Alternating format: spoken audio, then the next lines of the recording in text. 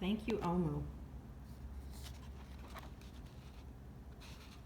On the corner of First Street and Long Street, on the very top floor, Omu was cooking a thick red stew in a big fat pot for a nice evening meal. She seasoned and stirred and took a small taste. "What a delicious stew," Omu said.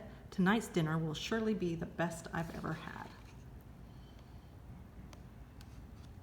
With that, Omu put down her spoon and went to read a book before supper. As the thick red stew simmered on the stove, its scrumptious scent wafted out the window and out the door, down the hall, toward the street, around the block, until, knock!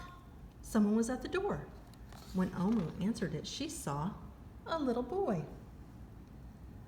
"Little boy," Omu exclaimed, "what brings you to my home?" "I was playing my race car down the hall when I smelled a delicious smell," the little boy replied. "What is it?" "Thick red stew." Stew," he sighed. "That sure sounds yummy." Omu thought for a moment. She was saving her stew for dinner, but she had made quite a bit. It would not hurt to share. "Would you like some?" The little boy nodded, and so Omu spooned out some thick red stew from the big fat pot for her nice evening meal. "Thank you, Omu," the little boy said, and went on his way. With that, Omu closed the door and went back to her book. As she read, her thick red stew's scrumptious scent wafted through the window and out the door, down the hall, toward the street, around the block, until, knock, knock, someone was at the door.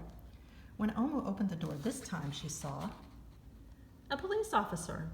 "Miss Police Officer," Omu exclaimed, "what brings you to my home?"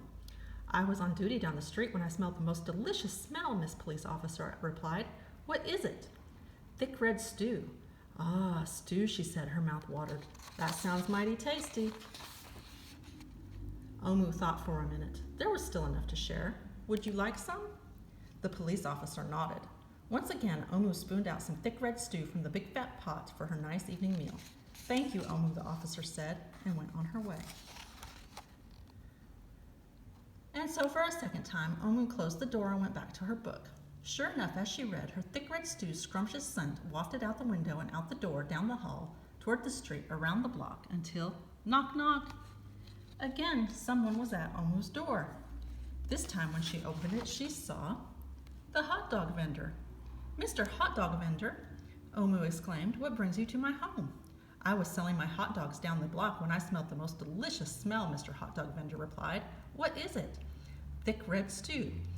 "Oh, stew," the vendor licked his lips. "That sounds quite delectable." So Omu spooned out some thick red stew from the big fat pot for her nice evening meal. "Thank you, Omu," the hot dog vendor said, and went on his way.